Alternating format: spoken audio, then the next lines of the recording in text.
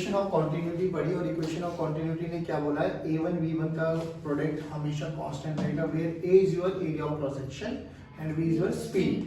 बात समझ में आई थी? अगर एरिया बड़ा होगा तो स्पीड कम हो जाएगी, एरिया छोटा होगा तो स्पीड ऑटोमेटिकली बढ़ जाएगी, क्योंकि we are dealing with incompressible liquid और इनकम्प्रेसिबल लिक्विड में वॉल्यूम क्या रहनी चाहिए, you can say density constant रहनी चाहिए। डेंसिटी कांस्टेंट रहेगी तो वॉल्यूम भी कांस्टेंट रहेगी, और वॉल्यूम कांस्टेंट रहेगी तो मास भी कांस्टेंट रहेगा। यहाँ तक हम बात कर ली थी।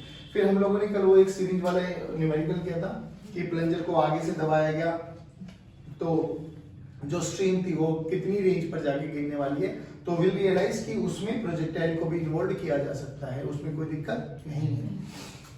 अब सिंपल सी बात एक और देखते हैं हम लोग। कल शायद हम लोग ने वो क्वेश्चन कर लिया था कि टैप की धार पतली हो जाती है, एरिया निकालो, निकल गया था वो, ये हो गया था ना? हाँ, चलिए तो आज हम बात करते हैं बर्नौली थ्योरम, और बर्नौली थ्योरम में हम उससे पहले बात करेंगे कि कितनी टाइप की एनर्जीज एसोसिएट होती है when a fluid is in motion.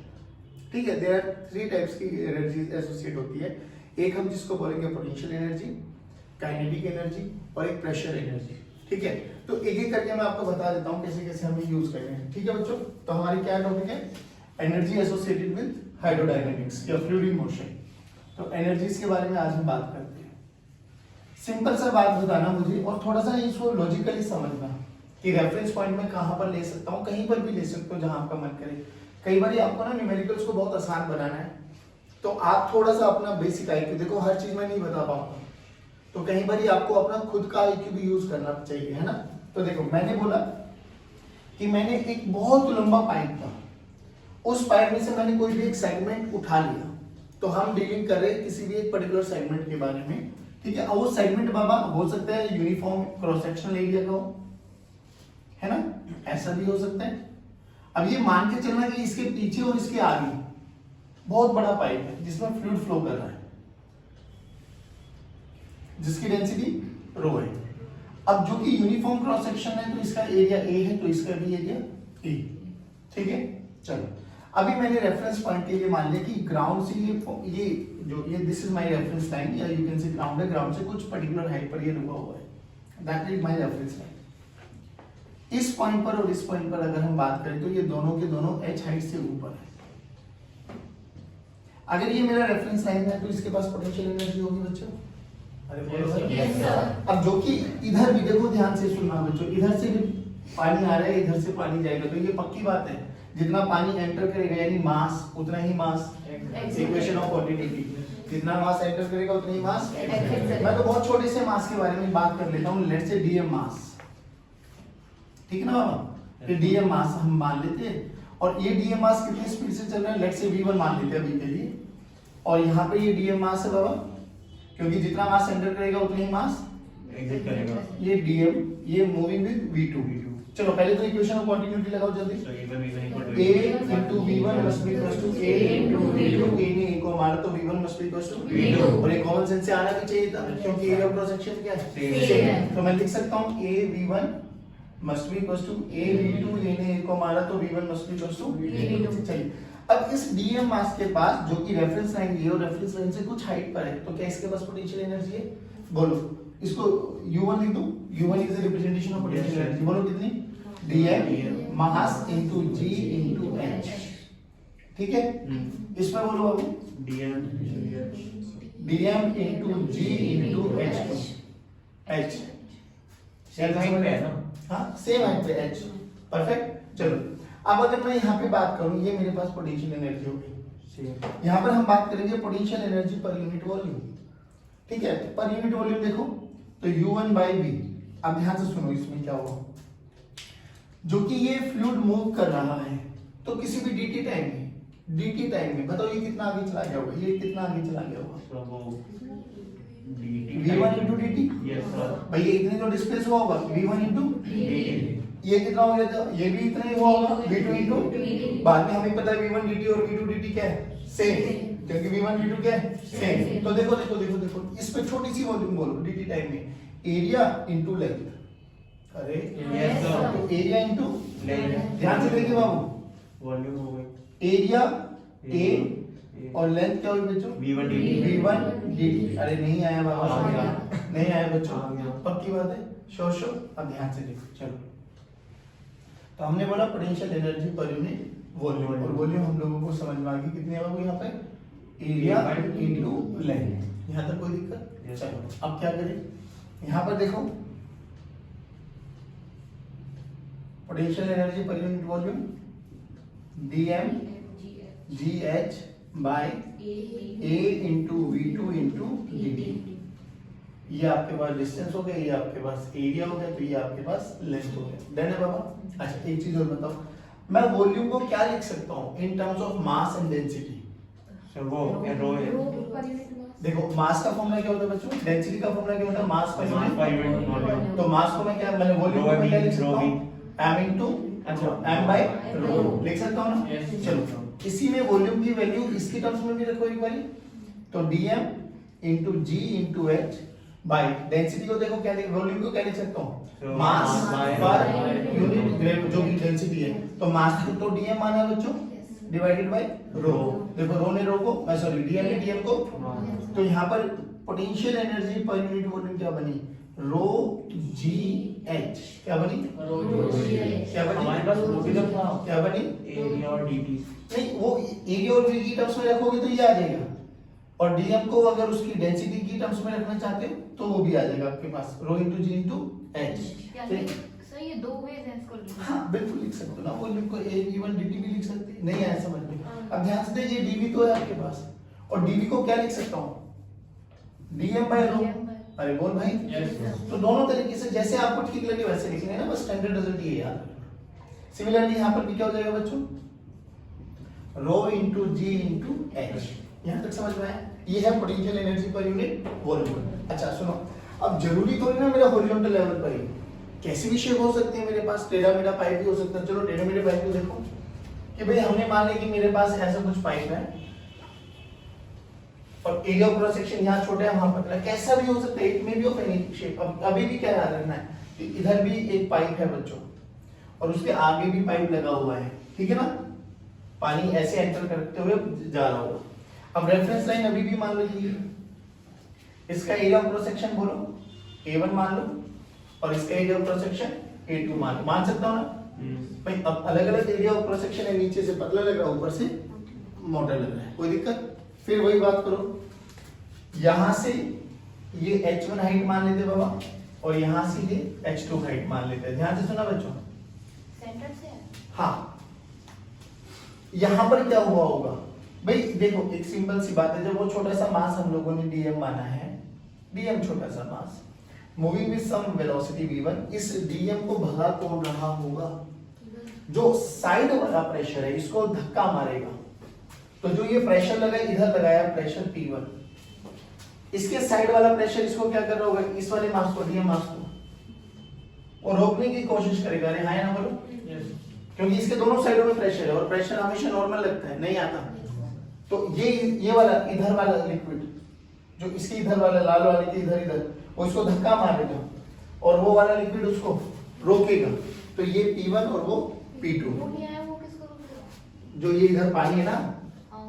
भाई, जायज बात है ना, वॉल्यूम हमेशा क्या रहनी चाहिए, इस वाले जो ये हम लोगों ने यूनिट मानी थ्रू आउट कांस्टेंट रहनी चाहिए। तो ये साइड वाला लिक्विड इस पे प्रेशर लगाएगा, तो इधर भी तो लिक्विड है ना, ये तो हम लोगों ने एक सेगमेंट माना है बस, पूरा पाइप है एक लंबा पाइप समझ के चलना, और उस लंबे पाइप में एक सेगमेंट मान लिया हम लोगों ने ये, तो इसके इधर भी पानी है और इधर भी पानी है, तो ऐसे और पानी की क्या टेंडेंसी है, प्रेशर एक्सर्ट करेगा। हाँ बोलो। तो P1 के भी तो अपोजिट रखना चाहिए। P1 बेटा इस ये सेगमेंट ये वाला सेगमेंट बात करो, ये वाले ठीक, और इसके इधर भी पानी है और इधर भी पानी, बीच में भी है पानी, बट बीच वाला पानी तो ये होगा ना थ्रू आउट, जितना प्रेशर हम यहाँ पे लगाएंगे, जितना डिस्प्लेसमेंट, जितना वॉल्यूम ये डिस्प्लेस करेगा उतना ही डिस्प्लेस यहाँ से निकलेगा। तो जो ये बचा हुआ पानी है, ये इस वाले पानी पे क्या करेगा, प्रेशर एक्सर्ट करेगा। ये भी जो बचा हुआ पानी है ये वाला, ये भी क्या करेगा, इस वाले पानी पे प्रेशर एक्सर्ट करता है। तो ये वाला पानी एक प्रेशर एक्सर्ट करेगा, वो वाला पानी एक प्रेशर एक्सर्ट करेगा, और ये प्रेशर का डिफरेंस ही होगा जिसके कारण ये पानी चल रहा होगा। सेम प्रेशर आ जाएगा तो पानी स्टैटिक हो जाएगा, नहीं चलेगा। बात समझ में आई ना? तो ये प्रेशर का डिफरेंस ही होगा, जो इसको रिस्पॉन्सिबल होगा इसको मूव कराने के लिए। चलो अभी उस पर चर्चा करेंगे हम लोग। चलिए अब यहाँ पे आया हमारे पास, तो इसके पास लिखो पोटेंशियल एनर्जी। तो पोटेंशियल एनर्जी का फॉर्मूला वही dm into g into h1।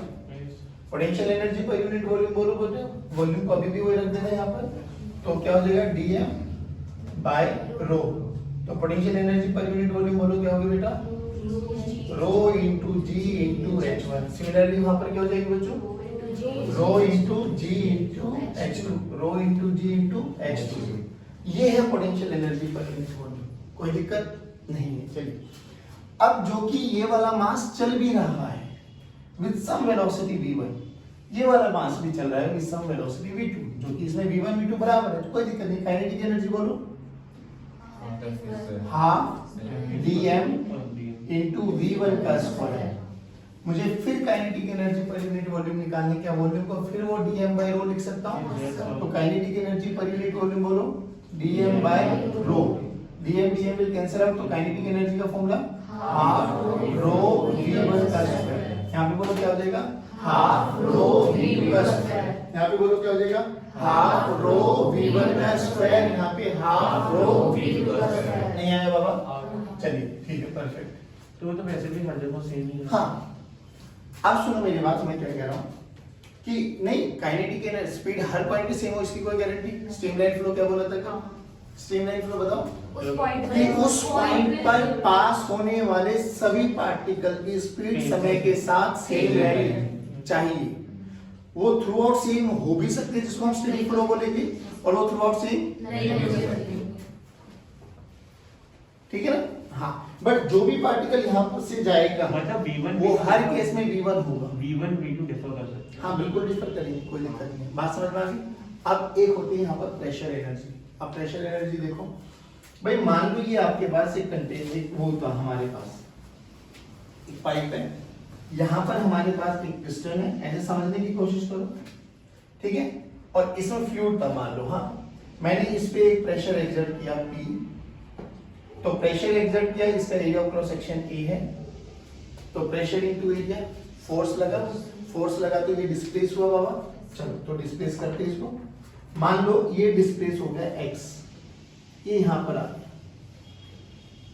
तो बताओ इसने P इनटू ए जो फोर्स लगा उसने वर्क डन कितना किया, वर्क डन ही तो एनर्जी होता है, तो वर्क डन किया है तो वो एनर्जी के रूप में स्टोर हो जाएगा। वर्क डन का फॉर्मूला क्या होता है बेटा, F डॉट x। फोर्स भी इधर लगा, डिस्प्लेसमेंट भी इधर, तो वर्क डन पॉजिटिव है। अरे हाँ है ना, तो देखो F की वैल्यू क्या होगी, P इनटू ए इनटू x। नहीं है बाबा, ध्यान से देख, A इनटू x क्या है, वॉल्यूम भाई, एरिया इनटू लेंथ क्या हो गया, अरे क्या हो गया, तो ये हो गया P into V, P into V, P into V। अभी यहाँ पे प्रेशर एनर्जी है ना, तो this is your pressure energy.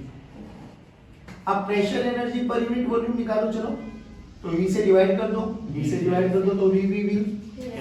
तो प्रेशर एनर्जी प्रेशर के ही बराबर होती है, कोई दिक्कत वाली बात। एक चीज और देख ध्यान से, तुझे अगर समझ में आया, प्रेशर एनर्जी तो प्रेशर के बराबर है, और पोटेंशियल एनर्जी देख रो जी एच, और रो जी एच कहाँ का फॉर्मूला पड़ा था, हाइड्रोस्टैट्स में प्रेशर का। नहीं आया, पक्की बात। अब सुन, ये तीनों की तीनों एनर्जी क्या बोला बर्नौली ने कि किसी भी पॉइंट पर अगर स्ट्रीमलाइन फ्लो है, वो सारे का सारा फ्लो जो हम लोगों ने कल बात करी थी कि नॉन विस्कस होना चाहिए, स्ट्रीमलाइन होना चाहिए, इनकम्प्रेसिबल होना चाहिए, और एक चीज और कि उसमें इरोटेशनल वाला वो नहीं होना चाहिए कैरेक्टर। मतलब क्या कि आप लोगों ने कभी कभार देखा होगा कि अगर नदी बह रही है, नदी बहते हुए पे आपकी मतलब फुटबॉल या कोई भी वो बॉल जाके गिर जाती है पानी पे, तो आगे तो जाती है, साथ के साथ घूमना भी स्टार्ट कर देती है। तो आइडल फ्लूइड में वो घूमने की ताकत नहीं होनी चाहिए, यानी वो आइडल फ्लूइड उस वाली बॉल पर टॉर्क ना लगाए, ये आइडल फ्लूइड की प्रॉपर्टी। बात समझ में आई कि वो चले भले ही बट घूमे ना।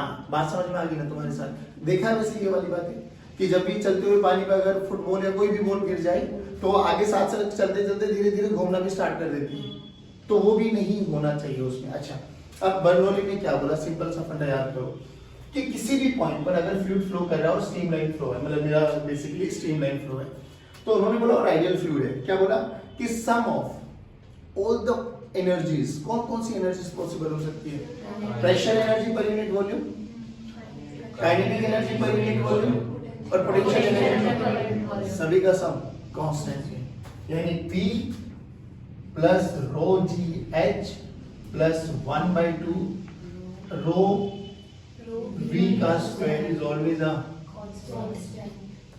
बिल्कुल आराम से सुनना बाबा, चेक करो। इस पॉइंट पर अगर मुझे लिखना हो, इस पॉइंट पर अगर मुझे लिखना हो, बोलो क्या लिखूंगा? बर्नौली थ्योरम की इक्वेशन प्रूव अभी करा देता हूँ 2 मिनट में। बोल क्या लिखूंगा?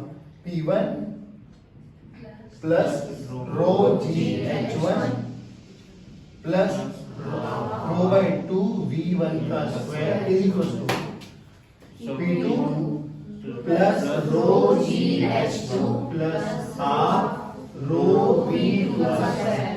This is what we call Bernoulli theorem. बड़ा बेसिक स्टैंडर्ड रिजल्ट है। आपको जब भी फ्लूइड डायनामिक्स बात करनी है ना, तो 2 इक्वेशन आपके जीवन में याद होनी चाहिए। कौन कौन? इक्वेशन ऑफ कॉन्टिन्यूटी और ये किसी भी पॉइंट से किसी भी पॉइंट तक आपको लगाना आना चाहिए। और देखिए एक छोटा सा डेमोंस्ट्रेशन करके दिखाता हूँ, और मैं प्रूफ अभी करा दूंगा, बट आपको लगाने आने का तरीका समझ में आना चाहिए। देख सोच, मान लो मैंने एक कंटेनर लिया बाबा ये, ठीक, और इस कंटेनर में ना यहाँ छोटी सी ओपनिंग कर दी, ये छोटी सी ओपनिंग, एक छोटी सी ओपनिंग को बोलते हैं ओरिफिस, ORIFIC, एक small opening you can see. इसमें h हाइट तक मैंने फ्लूइड भर दिया बाबा, जिसकी डेंसिटी रो है। इसका area of cross section E मान लेते हैं और इसका एरिया ऑफ क्रॉस सेक्शन छोटा a मान लेते हैं। कोई दिक्कत वाली बात? अब एक बार बताओ, ऊपर एयर है बाबू, तो यहाँ पर एटमॉस्फेरिक प्रेशर लगेगा, और जब ये पानी बाहर निकलेगा तो भी ये अपने एटमॉस्फेयर के कांटेक्ट में आएगा, तो भी कौन सा प्रेशर लगेगा? Atmospheric pressure. इतना समझ में आया? देख समझ होगा क्या, जब ये पानी बाहर निकलेगा तो इसकी कुछ वेलोसिटी होगी v1, और जब ये नीचे आ रहा होगा तो इसकी भी कुछ वेलोसिटी होगी v2। अरे बोलो भाई। अब जब आपको कहीं ना कहीं रेफरेंस लाइन माननी है, रेफरेंस लाइन क्यों? क्योंकि मुझे पोटेंशियल एनर्जी भी लिखनी है, तो कहीं ना कहीं रेफरेंस लाइन मान लेनी चाहिए, कोई बुराई नहीं है। तो मैं इसी पॉइंट को रेफरेंस लाइन मान लूं ना, तो इस पॉइंट पर और इस पॉइंट पर क्या मैं इक्वेशन ऑफ ये बर्नौली थ्योरम लिख सकता हूं? जल्दी जल्दी बोलो, बर्नौली थ्योरम क्या कहती है? P0 प्लस ये हाइट देख, अब यहां से यहां ये देख, ये रेफरेंस लाइन है, तो इसके पास पोटेंशियल एनर्जी कितनी होगी?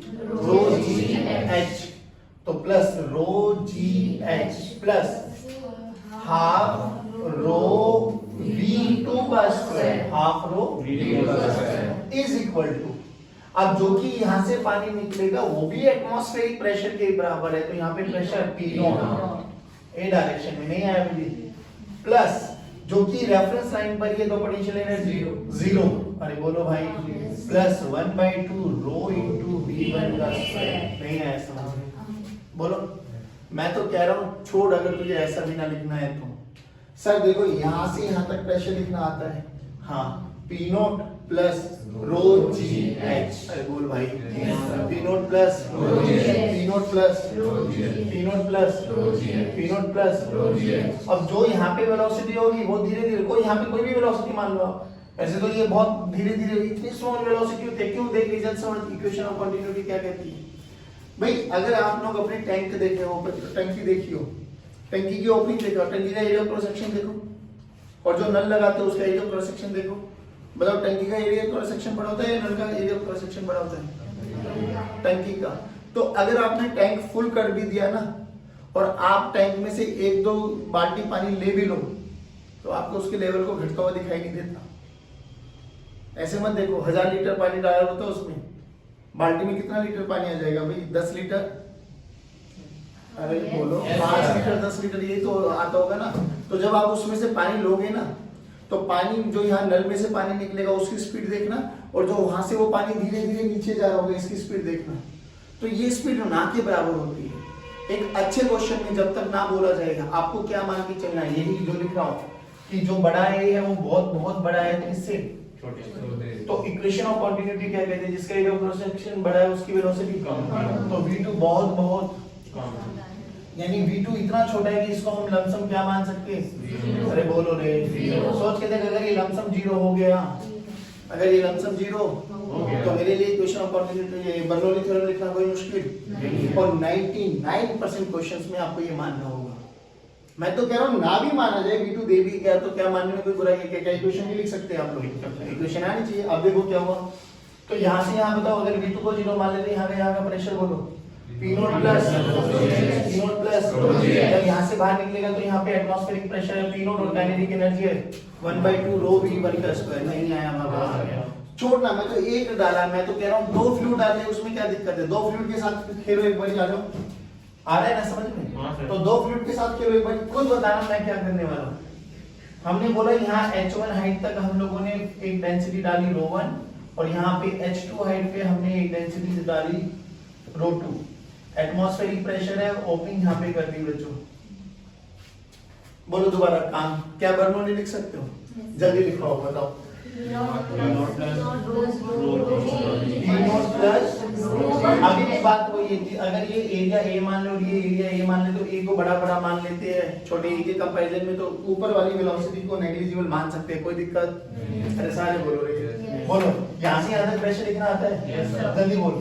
P not plus ρ2 GH2 plus ρ1 GH1 और काइनेटिक एनर्जी भी मानोगे तो 1/2 रो ये है ना, बट मैं कह रहा हूँ ये तो नेग्लिजिबल है सर, छोड़ दो।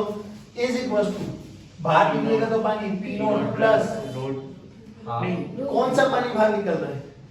ρ1, तो ρ1 की डेंसिटी लेना बेटा, ρ1/2 V जो भी है V का स्क्वायर, इसकी वेलोसिटी भी मान लो ना। नहीं आया, सोच, ये इमिसिबल लिक्विड आ गया। सिंपल क्या फंडा याद करना है, ये तो वैलिड रहेगा 99% क्वेश्चन में ये गिवन होगा, आपको परेशान होने की आवश्यकता जब तक वो बोल ना देना कि अपर लेयर की वेलोसिटी आपको कंसीडर करनी है, जब तक आपको ये स्टैंडर्ड रिजल्ट याद करना है। मैं कह रहा हूँ 2 डाल दे 3 डाल दे, आपको क्या याद रखना है कि प्रेशर लिखते हुए, मतलब जब भी बर्नौली लिखते हुए बस इसमें ध्यान रखना है कि कौन सा फ्लूइड बाहर जा रहा है उसकी डेंसिटी खाप करना है। कोई दिक्कत, कोई परेशानी? पक्की बात है। अब इसका छोटा सा प्रूफ है, बायोलॉजी वर्क एनर्जी थ्योरम, वो भी करा देता हूँ।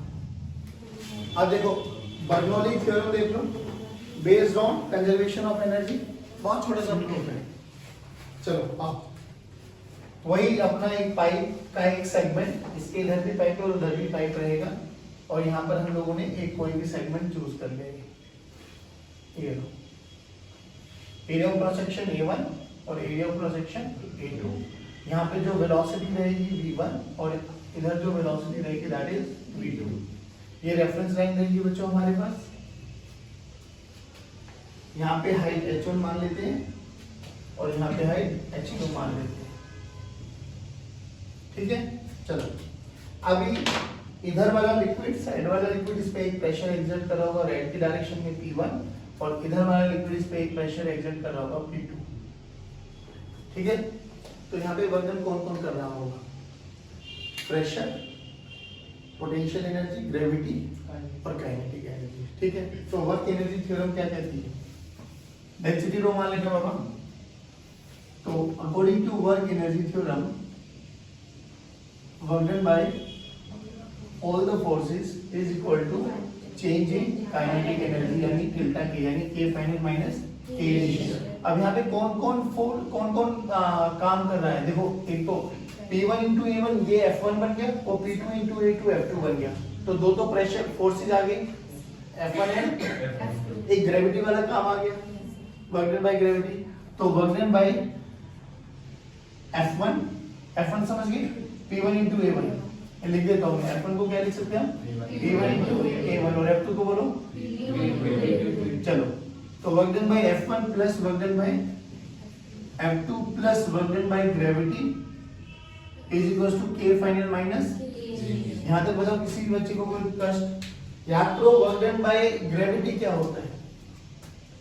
Work done by gravity U initial minus U final, U initial minus U final. पता नहीं तुम्हें याद है या नहीं याद है?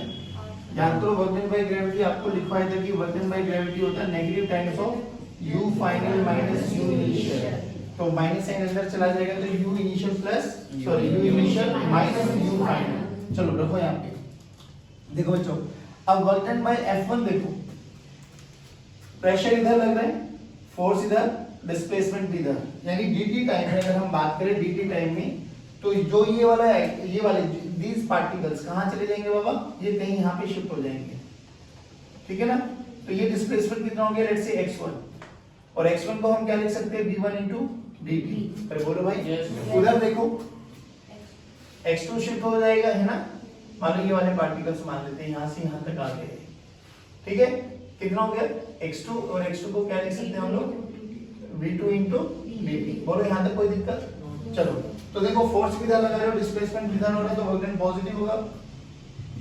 लिखो बेटा work done by F1 into x1, अरे ऐसे कहते हैं, प्लस उधर देखो फोर्स लग रहा है अंदर, डिस्प्लेसमेंट हो रहा है बाहर, तो negative minus F2 into x2। यहां पे देखो पोटेंशियल एनर्जी इनिशियल कितनी बनेगी, plus dm into g into h, मास की टर्म्स में चलने दो, minus h1 dm into g into h2 is equal to final kinetic energy half dm into v2 का square minus half dm into v1 का square. नहीं है बाबा, ये तो पक्की बात है ना, जितना मास एंटर करेगा उतना ही मास बाहर जाएगा, कोई दिक्कत, पक्की बात है ना। ध्यान से देख, F1 की वैल्यू को क्या लिख सकते हैं हम, P1 into, और X1 की वैल्यू को देख V1 into dt plus minus ही लगा देते डायरेक्ट, है ना, minus P2 into V2 into V2 into dt, अरे बोलो रे, plus dm into g into h1 minus dm into g into h2 is equals to 1/2 dm common ले लो बाबा, 1/2 dm v2 का स्क्वायर माइनस v1 का square. देखो बाबा, ये कौन है, वॉल्यूम dv, dv को क्या लिख सकते हैं, rho into dm, rho into पक्का लिख सकते हैं नहीं भाई। मास वॉल्यूम को क्या लिख सकते हो, मास पर यूनिट, मास पर यूनिट, मास पर यूनिट भाई, ये वॉल्यूम है बाबू। तो डेंसिटी को क्या लिख सकते हैं, मास पर यूनिट, तो वॉल्यूम को बोलो क्या लिख सकते हैं, मास पर यूनिट। तो वॉल्यूम क्या हो जाएगी, मास पर यूनिट, पक्का ना। हाँ देखो, मास पर यूनिट डेंसिटी। चलो देखो, एरिया इनटू वॉल्यूम। चलो, या एक काम करो, इसको वॉल्यूम से डिवाइड कर दो, पूरी इक्वेशन को, पूरी इक्वेशन को वॉल्यूम से डिवाइड कर दो। चलो एक काम और कर लेते हैं, ऐसे लिखो P1 dV, ठीक, minus P2 dV, volume constant है बाबू, जितनी वॉल्यूम एंटर करेगी उतनी वॉल्यूम, प्लस dm को क्या लिख सकते हैं, मास, रो इनटू dV, रो इनटू dV। अरे ये तो पक्की बात है ना, जितना वॉल्यूम एंटर करेगा उतना वॉल्यूम बाहर जाएगा, ऐसे क्या देख रहे हो, into g into h1 minus rho into dV into g into h2 is equals to 1/2 rho into dV, v2 का स्क्वायर माइनस, देखो dV dV dV dV dV cancel out, सारी वन वाली टर्म्स को एक तरफ ले जाओ, दो वाली टर्म्स को एक तरफ लेके चलते। देखो ये क्या है, P1, ये वाली देखो प्लस रो जी H1, उधर से माइनस हाफ रो V1 का स्क्वायर इधर आ जाएगा, प्लस हाफ रो V1 का square is equal to P2 को उधर लेके जाओ बाबा, माइनस को उधर लेके जाओ, रो जी H2 उधर पॉजिटिव है वो, हाफ रो V2 का स्क्वायर। ये हमारी बर्नौली। किसी भी दो पॉइंट पर प्रेशर वेरिएशन होगा, but sum of pressure energy per unit volume, kinetic energy per unit volume and potential energy per unit volume, इन सबका सम किसी भी पॉइंट पर हमेशा क्या रहेगा, कांस्टेंट। कंडीशन अप्लाई, कैसा फ्लूइड होना चाहिए, आइडियल, नहीं ऐसा। चलिए, जय हिंद।